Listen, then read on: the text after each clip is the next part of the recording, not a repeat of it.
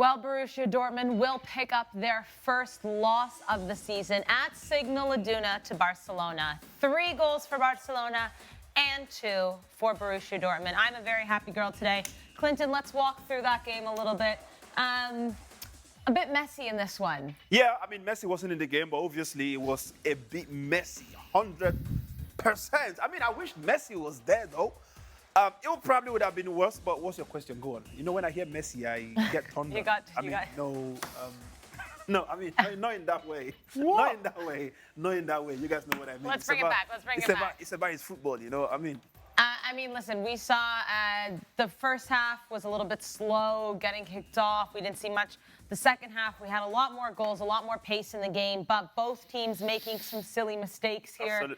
And both teams capitalizing on those chances that they had. Barcelona just being able to do it more so than Dortmund. We talked about Sergio Guirassy a lot while we were doing our watch-along. Yeah, absolutely. And you had a lot to say about him. Now, first of all, before I go into Guirassy, whom I think if he ever sees me in real life, he should run away because I'm definitely going to punch him. I think he's a very funny player. I don't understand. Yeah, I don't know who was speaking about this. I saw it online. It came online recently. Just today, actually.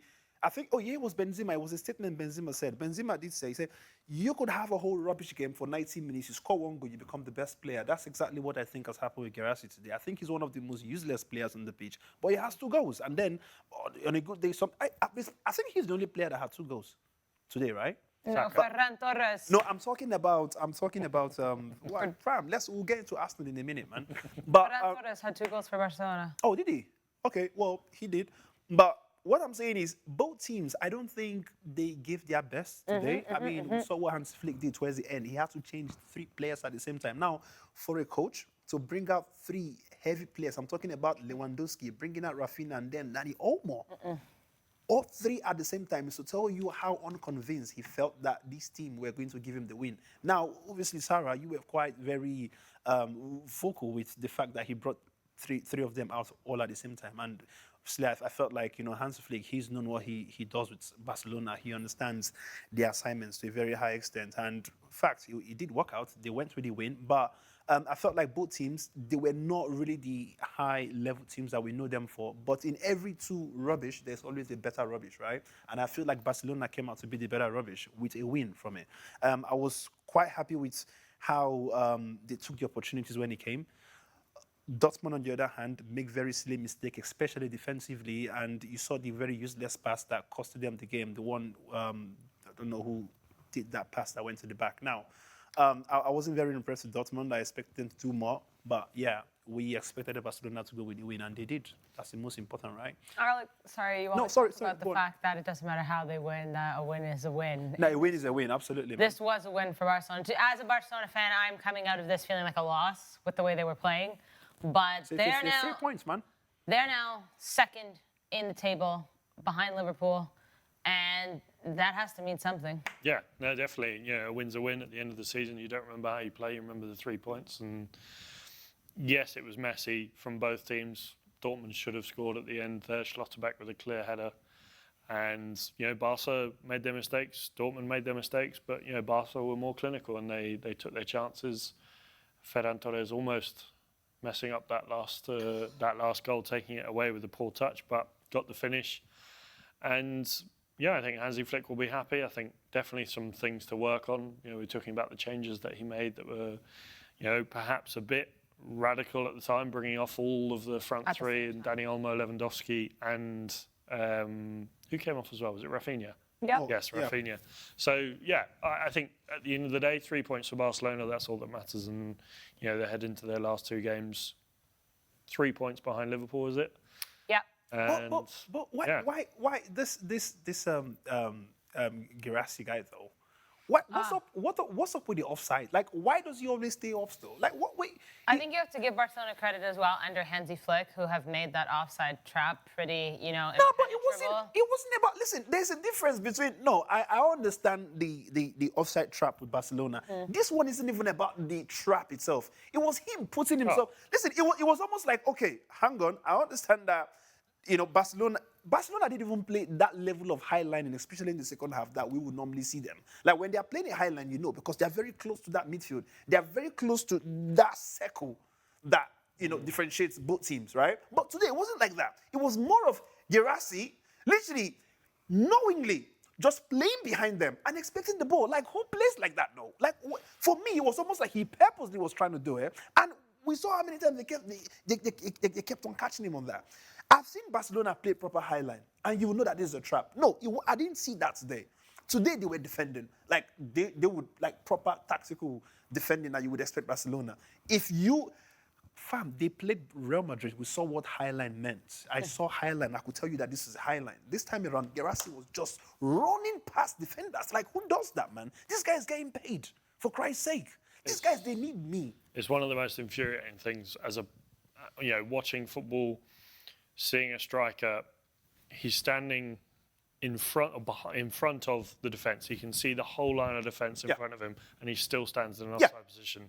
It is common sense. Well, it's a lack of common sense, but as a striker, you should have the awareness to look in front of you and go, I'm standing to the right of him, or the left of him. I'm in an offside position. I need to move back. It's beggars belief, really. It's quite sad, man. But yeah, Barcelona made you happy.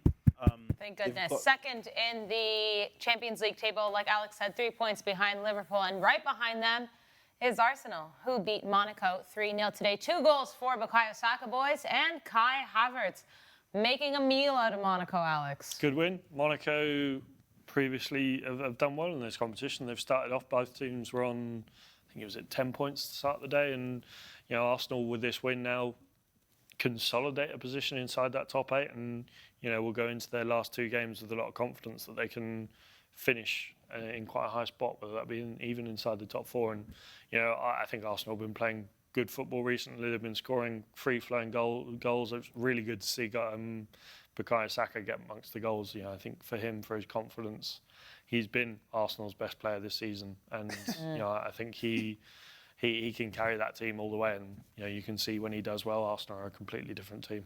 Arsenal does not. I'm sorry, I said Arsenal. Saka does not need no confidence, man. I don't think he's. No. For me, if there's any confidence, Saka needs. He's had it like 3 years ago. Right now, he's playing for fun, man. I think it's more. He's already high on confidence, but this will maybe more just sort of consolidate that self-belief he has in himself, that the hard work is paying off. And I think for his other teammates, for Arteta as well, it'll be a really satisfying feeling, especially when your best players score the goals. They're playing well. They made Monaco look like a rather easy task tonight, and I think Arteta will be really happy with that result. Personally, I think if Arsenal were not winning Monaco, then there would have been an issue. I mean, you remember earlier in the show, I was saying to you that there's no debate. This game has to be it has to go Arsenal way, because if it doesn't, it just means Arteta has a lot of work. This is Monaco. Like, I understand Monaco did beat what's it called? Barcelona first. And there was almost some level of fear and threat that, okay, this team does beat Barcelona. Are they going to struggle with There was a red card in like the No, absolutely. No, I understand that. Yeah, there was a red card. But when you look at the level, was just performing well in general. No, I think even if you go up against 10 men, it can still be difficult. You still have to do the job. And no, definitely. I think the main thing is, this has quite often been said about Arsenal, that if you want to be there at the end of the season, you have to win games like this. They drew against Fulham at the weekend. That was the sort of conversation of, if you want to be winning titles, you can't be drawing against Fulham, with all due respect to Fulham. If they want to be in the conversation for the Champions League, which I do think they can be, they have to be winning games like that comfortably, regardless of who they're playing against. Now, honestly, I was quite impressed. I was quite impressed with Arsenal when we saw the lineup for Arsenal. We saw Gabriel Jesus starting, and where there was this level of. I heard you guys from the stadium. Yeah, I felt like, wow, Yeah, but then again, it does make sense now, because looking at the team they are facing, I feel like Arsenal, you're not going to compare them to Monaco, right? Arsenal, we'll probably see them as the bigger team here, and maybe this is the game where Gabriel Jesus needed to kind of like boost his confidence. So when you mention confidence now, these are the kind of players I would expect to have games like this, boost that. And he did get an assist, though. I think one of the goals from Bukayo Saka was a Gabriel Jesus assist, which I think it's him building who we used to know him for. He's left Manchester City, come to Arsenal. That first period of, what's it called, before the season starts, the pre-season games, right? Gabriel Jesus was on fire, and then when the season started, it was almost like, okay, where has this Jesus gone? You know, has he been nailed back to the cross? Like, what was the whole issue? Now, sorry, I don't know where that came from, but.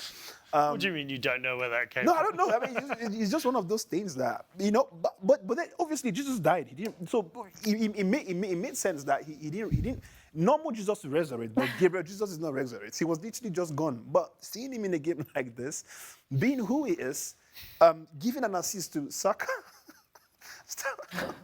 Go for a walk.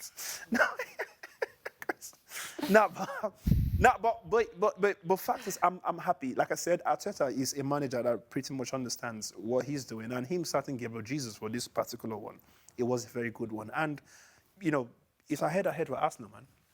All right, let's quickly wrap this up. Manchester City lose 2-0 to Juventus. Goals from Vlahovic and Weston McKennie. It's gone from bad to worse to crumbling to Catastrophic. diabolical. Yeah. It's City are in a really bad way, Alex. Right now, they are 22nd in the Champions League standings with 2 wins, 2 draws, and 2 losses, 8 points across the board. Yeah, not good. I think tonight was the litmus test as to perhaps whether this was a blip or whether this is, you know, a real problem for Man City. And, you know, playing a team like Juventus are really strong defensively. They've kept 10 clean sheets in 15 games in the Serie A. They've only conceded 10 goals, 5 goals in the Champions League.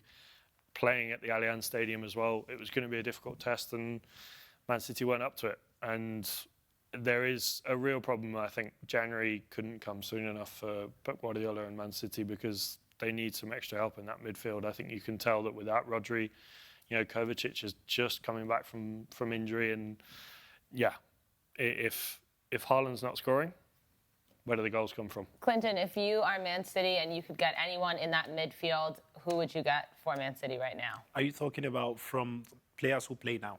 Yeah. Okay. What? World is your... I'd like No, but Andres Iniesta. Well, personally, I think if I was getting anybody for that Manchester City, I'm looking for somebody who's extremely creative, as good as Rodri. And I understand that Rodri is more of a... should we say Rodri is more of a defensive midfielder, right?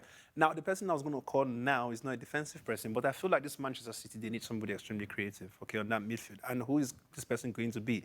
Easy, I'm going to bring Odegaard from Arsenal to come to this Chelsea. But then if you take Odegaard away from Arsenal, Arsenal becomes Manchester City again, you see? So, but I'm just looking at Manchester City level of play. You are looking for somebody who is highly talented when it comes to controlling ball, you know, being defensive at the same time. And, you know, I'm just trying to think off my head now, who could this person be?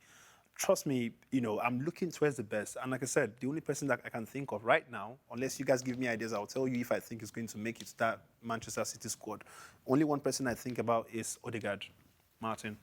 Alex, as much as we talk about Man City losing all these games of late, there's something to say about Juve not drawing a game of late, which is also just as rare. Yeah, no, I mean, Juve will be very happy with that. I think a good win against a good side, no matter how bad the form that City are in. Thiago Motta's come in, you know, he's slowly building a project there at Juventus. They're off the pace in the Serie A. They've, you know, unbeaten still, but, you know, like you said, drawing 9 games is out of 15.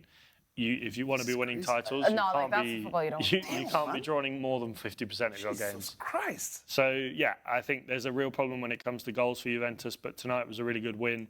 You know, consolidate themselves into a side that could do something in the Champions League this year, and I think it'd be, well, Thiago Motta will be very happy with that result. But we did say, though, on the show earlier, I told you, right? I said with that formation, and honestly, I'm going to have to go find that clip because this is going to be one of those... Someone delete it, quickly. No, because through this, I did say that just before we saw the lineup, I said, you know, if Manchester City had, say... Okay, let me say it this way. The moment I see Jack Grealish, it's a red flag. It's a red flag for me. Right, I've never. Nice. It's hard to have a Jack Grealish start a game, you know, and you think Manchester City are going to perform some kind of crazy magic, especially if he's playing from the wing, if he's playing from right or left, whatever it is.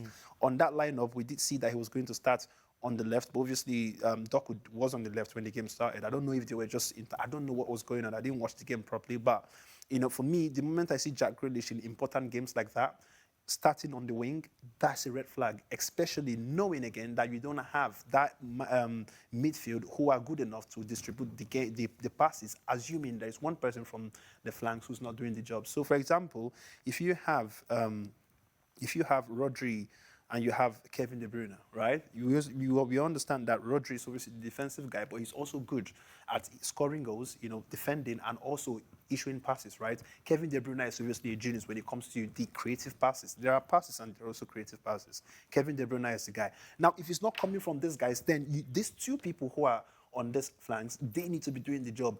And now you don't have Rodri. You only have this one creative guy, and then you have one other creative guy in the like of Doku, and then you have another weaker one. And you are facing a Juve who are on form when it comes to Champions League football. There's no, what do you want to do there? It's not possible. So that's the reason why the moment I saw that formation, I knew that, listen, Pep Guardiola is very soon is going to be needing a knife, not just his finger anymore. He's going to be literally on the sideline when he will just be there doing like this, cutting himself. And literally, when you see ambulance coming into the pitch, it's not going to be for a player. It's going to be for Pep Guardiola if care is not taken. He needs to be very, very careful, honestly. All right, on that note. That's a wrap. Here's how it stands right now in the Champions League. Liverpool, 18 points at the top. Barcelona with 15. Now, Arsenal, Leverkusen, Aston Villa, Inter, Brest, Lille are all drawn with 13 points. And those are your top 8 who are, as of right now, qualifying into the next round. We have 1 month until the next Champions League match. Match day 7 will kick off January 22nd. There's a lot of football that can happen in between, and we got 2 more match days in the Champions League. Let's see what happens. I'm standing up.